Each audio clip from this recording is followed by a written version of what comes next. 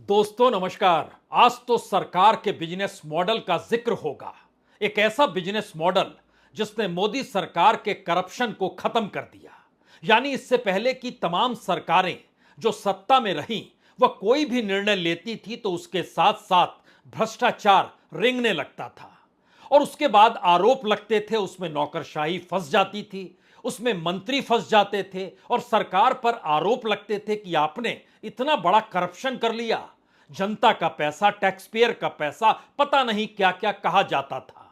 लेकिन अब ऐसा कुछ भी नहीं होता, क्योंकि बिजनेस मॉडल है एक ऐसा मॉडल जिसमें कोई करप्ट नहीं होता, जिसमें तमाम करप्ट लोग उस सिस्टम का हिस्सा होते हैं जो बिजनेस मॉडल के तहत सभी को लाभ पहुंचा दे। यानी यह एक ऐसे नेक्सस के तौर पर काम करेगा जिसमें सरकार पॉलिसी बनाएगी, उस पॉलिसी को इंप्लीमेंट कराने के लिए नौकरशाही और प्रशासन अपने तौर पर लग जाएगा और उसके साथ ही जो बिजनेस करने वाले लोग हैं वो साथ में खड़े होते चले जाएंगे। और इस बीच जिसके पास जितना पैसा है, वो ब्लैक मनी है, वाइट मनी है, वो हवाला का पैसा है, वो शेल कंपनियों से आया हुआ पैसा है, भूल जाइए उसको। क्योंकि यह एक मॉडल है। यानी किसी भी देश के विकास के लिए बिजनेस मॉडल की जरूरत होती है और इस देश के भीतर अलग अलग तरीके से बिजनेस मॉडल कम्युनिकेशन के क्षेत्र में काम कर रहा है, माइनिंग के क्षेत्र में काम कर रहा है, रेलवे में काम कर रहा है, इस देश के एयरपोर्ट और पोर्ट पे काम कर रहा है। इस देश के भीतर में हर सेक्टर से यह जुड़ा हुआ है और इस देश का हर मंत्रालय कमोवेश उसी बिजनेस मॉडल के आश्रय चल रहा है। इसमें कितनी रकम होती है, कितना मुनाफा होता है, इसको सिर्फ इस बात से समझ लीजिए कि आखिर प्रधानमंत्री बार बार जिक्र क्यों करते हैं कि इस देश की इकोनॉमी दुनिया की तीसरी बड़ी इकोनॉमी बन जाएगी। यह अलग मसला है कि इस देश में प्रति व्यक्ति आय कम होती चली जा रही है और इस देश के भीतर में महंगाई इतनी ज्यादा है कि रोजगार खत्म भी होते चले गए, लेकिन सरकार निर्णय लेने से चूकी नहीं। इसी बीच एक रिपोर्ट और भी आई कि जो प्रधानमंत्री मोदी के निर्णय नोटबंदी के बाद से चले, जीएसटी पे रुके नहीं, कोविड के बाद भी परिस्थितियां नाजुक हो गई, तो इसके जरिए इस देश के भीतर में तकरीबन 63 लाख ऐसे दुकानों पर शटर गिर गया जो अपने तौर पर इस देश में नौकरी देते थे और इससे इस देश को तकरीबन 11 लाख करोड़ से घाटा हो गया।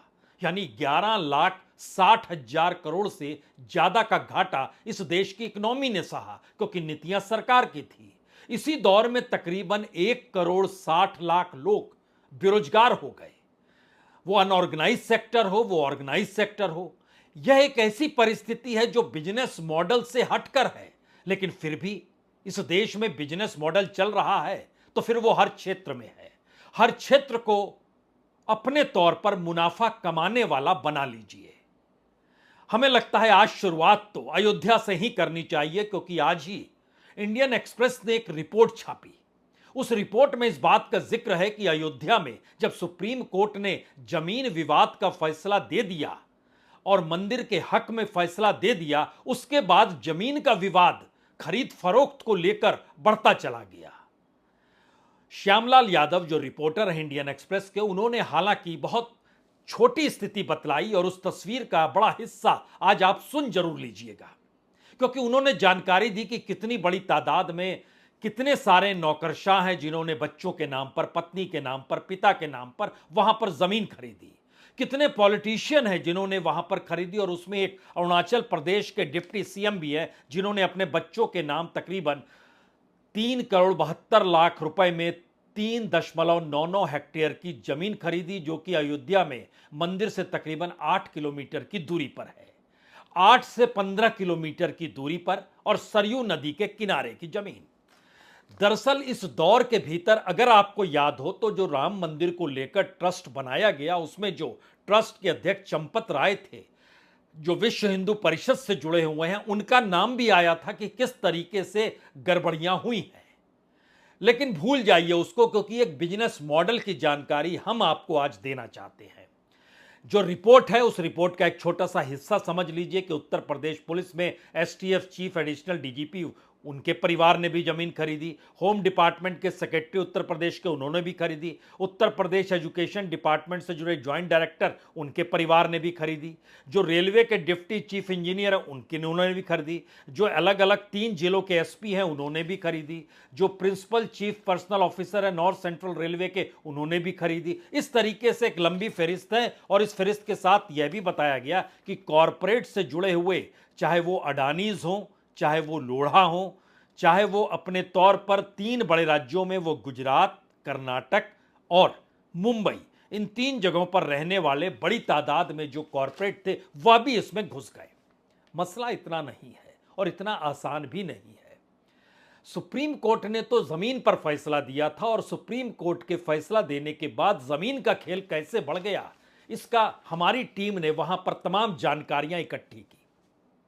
उस जानकारी में पता चला कि 500 छोटे छोटे जमीन के टुकड़ों को 5 बार बेचा गया। एक पार्टी आई, उसको बेच दिया, उसने दूसरी पार्टी को बेच दिया, इसी ने तब तक किसी तीसरे को बेच दिया। 675 जगहों पर 11 बार बेची गई जमीन। एक ही जमीन है लेकिन वो 11 बार बिक गई। 292 जगह ऐसे हैं, 252 जगह ऐसे हैं जहां 9 बार बेचा गया।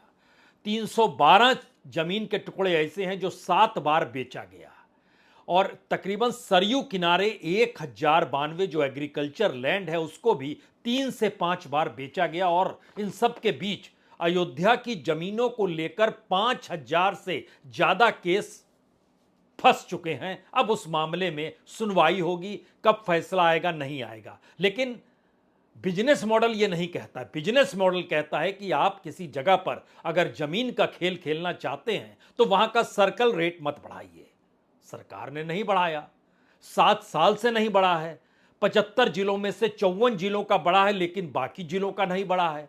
तो एक बिजनेस मॉडल अयोध्या में है, एक बिजनेस मॉडल बनारस में भी होगा, एक बिजनेस मॉडल मथुरा में भी होने वाला होगा। और इन तमाम परिस्थितियों के भीतर उत्तर प्रदेश की अदालतों में जो जमीन से जुड़े हुए मुद्दे हैं, उसकी रफ्तार जो है तकरीबन इस अयोध्या के बाद और बनारस के बाद की परिस्थिति में 18% की रफ्तार से ऊपर बढ़ चुकी है।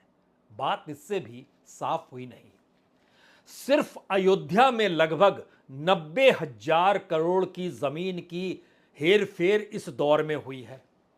बनारस के भीतर की जानकारी हमारी टीम ने निकाली कि आखिर जिन्होंने जमीन खरीदी वहां पर और उस जमीन को लेकर जो पूरे पैसे की आवाजाही थी वो कितनी बड़ी थी, और उसको रजिस्ट्री ऑफिस से जब जोड़ा गया तो वहां पर जानकारी आई कि बनारस के भीतर तकरीबन 75,000 करोड़ रुपए खुले तौर पर उस इलाके में, जो मंदिर का इलाका है जहां कॉरिडोर बनाया गया, उसके इर्द गिर्द।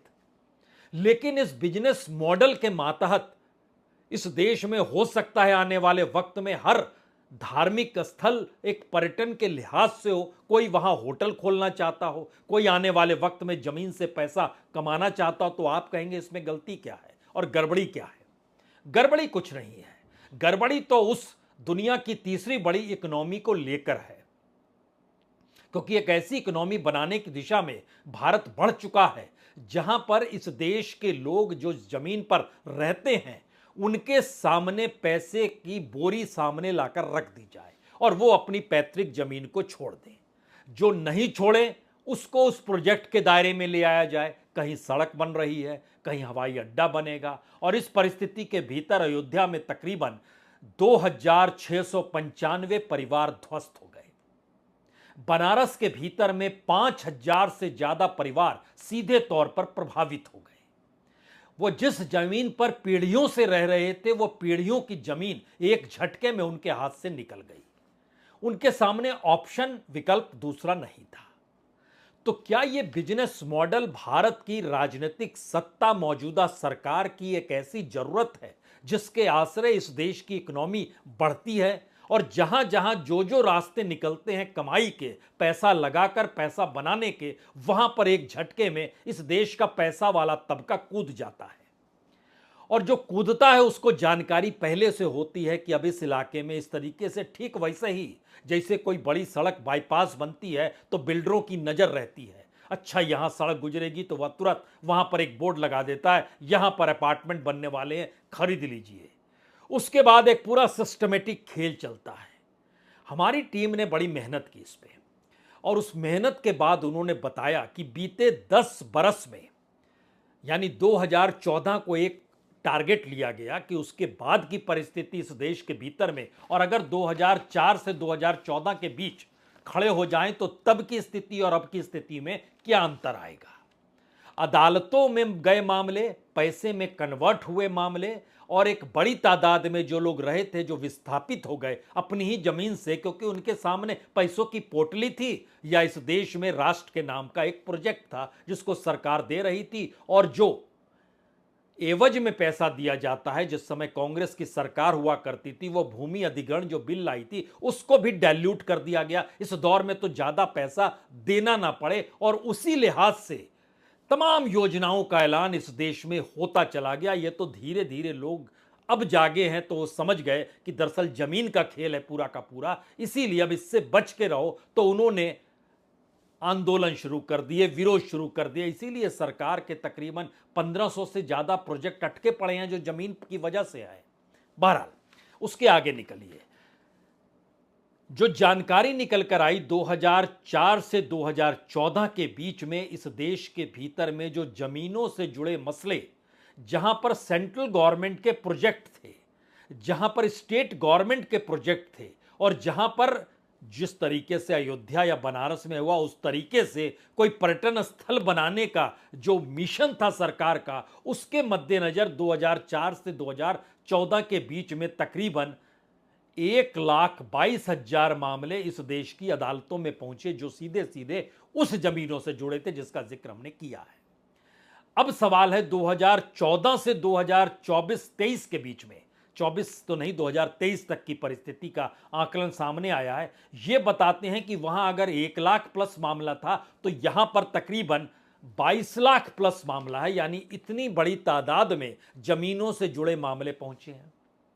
1 लाख, अब 22 गुना कर दीजिए, 22 लाख, इतने मामले अदालतों के दरवाजे पर पहुंच गए। और इसमें दो व्यक्ति का विरोध आपस का नहीं है, वो तमाम प्रोजेक्ट्स को लेकर ही देश के अलग अलग हिस्सों में जो भी योजनाएं चल रही हैं उसके मद्देनजर है।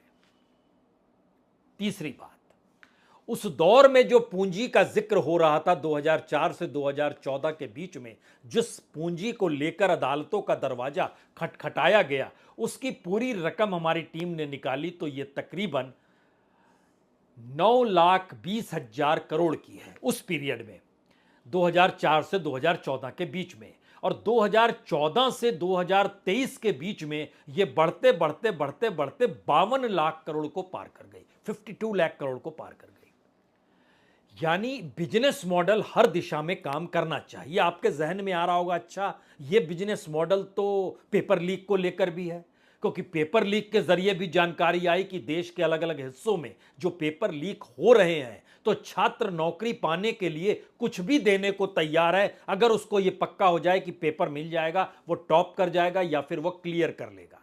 यही परिस्थिति नीट में निकल कर आई। ऐसी ही परिस्थिति मध्य प्रदेश में जब शुरुआत व्यापम को लेकर हुई थी तब भी यही सवाल था, और व्यापम को लेकर भी हमारी टीम ने जो अध्ययन किया था उसमें भी जानकारी दी थी कि तकरीबन 50,000 बच्चों को सीधे तौर पर उस व्यापम के कालखंड में सीधा लाभ जो पैसे की एवज में लिया गया और उसको दिया गया, इन दोनों के बीच जो 50,000 बच्चों के जरिए एवरेज जो रकम थी वो तकरीबन 3 से 5 लाख के बीच रेंग रही थी। अब उसको आप गुना कर लीजिए और सोचिए, इतने बच्चों से तो डायरेक्ट पैसा लिया गया, और बाकी उसके बाद चीजें अपने आप डेवलप होती है। जो ले चुका होता है वो कम में कुछ वापस मिल जाए इस लिहाज से भी दे देता है। जैसे अयोध्या की जमीन का जिक्र हुआ, वहां पर बड़े पुलिस अधिकारियों के परिवारों ने जो जमीन खरीदी और एडमिनिस्ट्रेशन से जुड़े हुए तकरीबन 16 परिवार ऐसे निकले जिन्होंने जमीन खरीदी और बाद में सेल कर दी। शुरू में चूंकि सर्कल रेट नहीं था और जब ये पूरी जमीन खरीदी जाने लगी तो उसकी जमीन की कीमत बढ़ने लगी।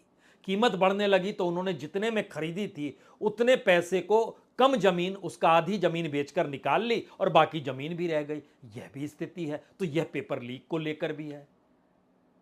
इस देश के भीतर में तमाम मंत्रालयों में अगर आप आ जाएं, जैसे इस दौर में आप देखिएगा, वो अलग अलग कम्युनिकेशन फील्ड से जुड़ी हुई तीनों बड़ी कंपनियों ने अपने इस दौर में जो जनता से वो पैसा लेती है उसमें लगभग 15 से 25% का इजाफा किया है, जिसमें मैक्सिमम जियो ने किया है, एयरटेल ने भी इजाफा किया है।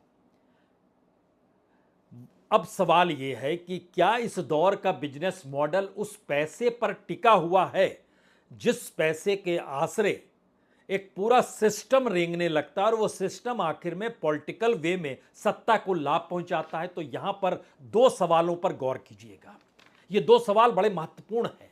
ये महत्वपूर्ण इसलिए हैं क्योंकि इस देश के भीतर में जो हम मंत्रालयों का नाम ले रहे थे उसमें कम्युनिकेशन भी था, रेलवे भी थी, पोर्ट भी था, एयरपोर्ट भी था, माइंस भी थे। उसमें इस देश के भीतर में तमाम मंत्रालय, जो 11 मंत्रालयों के जरिए जो मोनेटाइजेशन की पूरी प्लानिंग की गई, वह उन हाथों में अपनी जिम्मेदारी को सौंपकर उनसे पैसा लेकर उनको उस माध्यम से कितनी भी कमाई वो कर लें उसकी छूट होगी।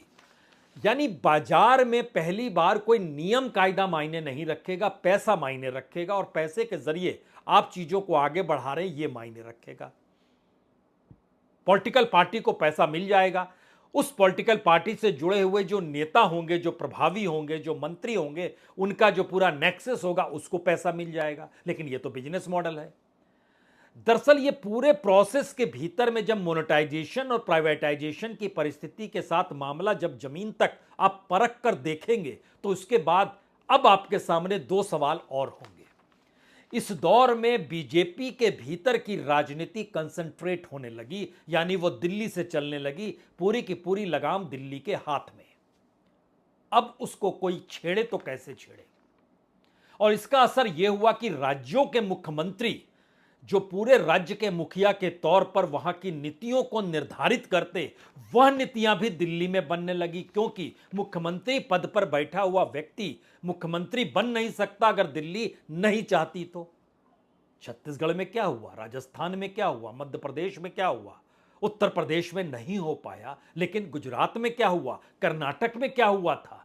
किसी भी उस राज्य में जहां पर बीजेपी ने अपनी सत्ता को संभाला और यह मैसेज दिया कि इस देश में एक ही चेहरे, एक ही व्यक्ति के आश्रय हम चुनाव जीत सकते हैं, तो फिर उस व्यक्ति और चेहरे के आश्रय क्यों नहीं मुख्यमंत्री बदल सकता है। और उनके दिशा निर्देश पर अगर मुख्यमंत्री नया आ रहा है तो ऐसे में दिल्ली बताएगी कि इस राज्य से कितनी कमाई कैसे करनी है, और इसके लिए ऑर्गेनाइजेशन ढांचा बीजेपी के भीतर जो आरएसएस से कुछ लोग निकल कर आए वो बीजेपी के हो गए, कुछ समझ नहीं पाए, उनको दरकिनार किया गया, और एक पूरा ऑर्गेनाइजेशन ढांचा हर स्टेट को लेकर उस कैपिटल को बनाने में लग गया, उस प्रोसेस में आकर फंस गया, जिसमें उसका काम ही यही था इस राज्य में ये काम। पहले ट्रांसफर पोस्टिंग का पैसा था, उसके बाद ये बालू का माइनिंग का घोटाला घपला और जो पूरा स्कैम उसका पैसा आने लगा। बात आगे बढ़ने लगी, बाजार फैलने लगा तो हर सेक्टर में आने लगा, और धीरे धीरे हर सेक्टर के हिसाब से अब लोकल स्तर पे कम घपले होते हैं, बड़े स्तर पर ज्यादा होते हैं। यानी बड़ी बड़ी कंपनियां, जो बड़े कॉरपोरेट सत्ता के मित्र हैं, जो 5, 7, 9, 10 मित्र हैं, ये कमोवेश हर फील्ड में आ गए। यानी कोई ऐसा फील्ड बचा ही नहीं, कोई क्षेत्र बचा ही नहीं जहां पर यह ना हो। यहां तक कि इन्होंने तो गोडाउन भी बना लिए जहां पर आप आलू, प्याज और अनाज रख सकें। एफसीआई डूबने लगी, 4 लाख करोड़ के कर्ज तले डूब गई। आप नाम नहीं सुनेंगे क्योंकि इस दौर में अपने तौर पर अडानी इसके अलग अलग राज्यों के भीतर समझौते हो गए। मध्य प्रदेश में सीधा समझौता है, सरकार इतना पैसा देगी, उसकी एवज में ये अपने गोडाउन को देंगे, वहीं अनाज रखा जाएगा, एफसीआई से कोई समझौता नहीं। यानी पूरे मॉडल को इस रूप में क्रिएट किया गया जहां पर प्लेयर्स लिमिटेड हो, उनकी पूंजी बड़ी हो, फैसले बड़े व्यापक तरीके से लिए जाएं, और ये फैसले लेने के बीच में जो छिटपुट कुछ लोग हैं जो छोटी मोटी कहीं पर जमीन खरीद लेते हैं फिर बाद में बेच देते हैं, आखिर में उन सब को एक साथ लाकर कुछ हाथों में वो सब कुछ थमा दिया जाए। इस परिस्थिति के बिजनेस मॉडल की सोच में कौन करप्ट होगा? भ्रष्ट तो कोई हो नहीं सकता है, क्योंकि राजनीतिक तौर पर सरकार ने एक पॉलिसी डिसीजन लिया, सभी उसी रास्ते पर चल पड़े। सरकार ने निर्णय लिया कि इस देश के भीतर में रेलवे स्टेशन इनका निजीकरण होगा। उस पार्टी को जो निजीकरण के हाथ में अपने हाथ में लेना चाहेगी, उसके बाद वह एक पैसा देगी, एक मुश्त। वो पैसा उसने दे दिया, उसके बाद उस रेलवे स्टेशन के भीतर किसकी दुकान लगेगी, किसका वहां पर अपने तौर पर झोपड़ी होगी, चाय बेचेगा कौन, कौन क्या करेगा, ये सब कुछ वो तय करेंगे और उसकी एवज में पैसा वो अपने हिसाब से लेंगे। वो अपने हिसाब से लेंगे तो जो सामान बेच रहा है वो उतना कॉस्टली कर देगा, वो उतना कॉस्टली कर देगा तो जनता के ऊपर उतना बोझ पड़ेगा। और यही परिस्थिति होते होते 1 रुपए के प्लेटफॉर्म से बढ़ते बढ़ते 50 रुपए, और चाय भी थी 1 रुपए से बढ़ते बढ़ते 10, 15, 20 रुपए तक पहुंच गई, उसी प्लेटफॉर्म पर जहां पर वही रेलगाड़ी आती है जो पहले भी आती थी। आप कहेंगे नहीं नहीं, देश की इकोनॉमी बढ़ गई है, पैसा, लोगों की कमाई बढ़ गई है, तो उसका एक सच इस दौर में जो निकल कर आया वो डराने वाला है। वो डराने वाला इसलिए है क्योंकि हमारी टीम ने जब जानकारी ली इस देश की इकोनॉमी के मद्देनजर, तो 2014 से पहले की कमाई और 2023 की कमाई, इन दोनों के भीतर में अंतर जो आया है वह एक उस तबके के भीतर आया है जिसके पास खूब पैसा था। खूब पैसा का मतलब शुरुआती दौर में यही मानिए कि टैक्स पेयर के हिस्से में, चलिए आप जोड़ दीजिए, जो टैक्स दे रहा था उसकी आमद बढ़ गई, उसके पैसे बढ़ गए। लेकिन इस देश का बहुसंख्य तबका, उसकी आय में कमी आ गई है इस दौर में, और भारत की प्रति व्यक्ति आय बांग्लादेश से भी कम है। और दूसरी तरफ इस देश के 4-5 कॉरपोरेट की पूरी पूंजी जो है वो पूरे बांग्लादेश से कई गुना ज्यादा है। इस अंतर के बीच जहीं फंसने की कोशिश मत कीजिए। उस बिजनेस मॉडल पर सिर्फ नजर रखिए कि आपके इर्द गिर्द की पूरी परिस्थिति में जो भी स्कैम हो रहा है वो स्कैम की शक्ल में नहीं आता है। अयोध्या कोई स्कैम नहीं है। 90,000 करोड़ रुपए की जमीन की हेरा फेरी इस दौर में हो गई। वो पैसा किसने कमाया, क्यों कमाया, किस रूप में कमाया, क्या जरूरी है। वह तो एक नगरी ऐसी तौर पर है जो पर्यटन के लिहाज से जबरदस्त नगरी आने वाले दिनों में होगी, और वहां पता नहीं क्या क्या होगा। यह अलग मसला है कि इस बरसात ने सब कुछ धो दिया, बनारस को भी धो डाला। यानी इंफ्रास्ट्रक्चर के मद्देनजर भी इस देश के भीतर अगर सब कुछ बिजनेस मॉडल के तौर पर है, तो फिर जो बिल्डर काम कर रहा है, जिसको पैसा कमाना है, वह भी तो अपने बिजनेस मॉडल को खड़ा करेगा। यानी बिजनेस मॉडल करप्शन का एक नया मॉडल है, जिसने इस देश के भीतर में उस चकाचौंध को तो प्रचार के जरिए रखा कि देखिए यहां ये हो रहा है, लेकिन एक बरसात में, एक झटके में वो तमाम परिस्थिति इसलिए ढहढहा जाती है। और अयोध्या और बनारस के मामले जो अदालतों तक पहुंचे हैं, या 2014 से 2023 तक के बीच में जो लाखों मामले, बड़ी तादाद में 52 लाख करोड़ की जमीन से जुड़े मामले जो अदालतों में रेंग रहे हैं, उसके पीछे हर किसी का बिजनेस मॉडल है। इसीलिए करप्शन की नई परिभाषा बिजनेस मॉडल के तौर पर है, और शायद इसीलिए यह कॉरपोरेट का शब्द है बिजनेस मॉडल, लेकिन अब यह सरकार का शब्द है। और आपको जानकर हैरत होगी, इस दौर में तमाम मंत्रालयों के भीतर मंत्री और सेक्रेटरी के बीच बात यही होती है कि दरअसल बिजनेस मॉडल है क्या, कमाई होगी कैसे। उस मंत्रालय से जुड़े कामकाज में यह सवाल बड़ा छोटा है कि आप काम करेंगे, जनता को लाभ होगा। जी नहीं, जनता को लाभ होगा वो ठीक है, लेकिन बिजनेस मॉडल क्या है, वो बिजनेस दे पाने के कोई देश के लिए तो पैसा चाहिए, और बिना पैसे के कोई मंत्रालय कैसे चलेगा। तो पैसा ही लेकर आओ। इसीलिए हमारे एजुकेशन सेक्टर के भीतर में सब कुछ प्राइवेटाइजेशन की दिशा में कदम बढ़ा दिए गए, हेल्थ सेक्टर में बढ़ा दिए गए, पीने के पानी तक को प्राइवेटाइजेशन की दिशा में ले आया गया। सरकार अब किताबों और कॉपियों को छापने से बचने लगी, वो भी पूरा प्राइवेट सेक्टर के हाथों में दे दिया। तो उसका भी अपना बिजनेस मॉडल है। तो इस बिजनेस मॉडल की कहानी आज अयोध्या को लेकर थी, लेकिन इस बिजनेस मॉडल की कहानी आपके इर्द गिर्द हर दिन रची बसी जा रही है। सिर्फ इसकी नब्ज को पकड़ने की कोशिश कीजिए और सोचिए, अगर 2014 से पहले का वक्त होता तो वो करप्शन होता। अब ये करप्शन नहीं है। ठीक वैसे ही जैसे इस देश में तकरीबन 16,000 करोड़ का खेल इलेक्टोरल बॉन्ड के जरिए हो गया, सुप्रीम कोर्ट ने उसको असंवैधानिक, गैर कानूनी कह दिया।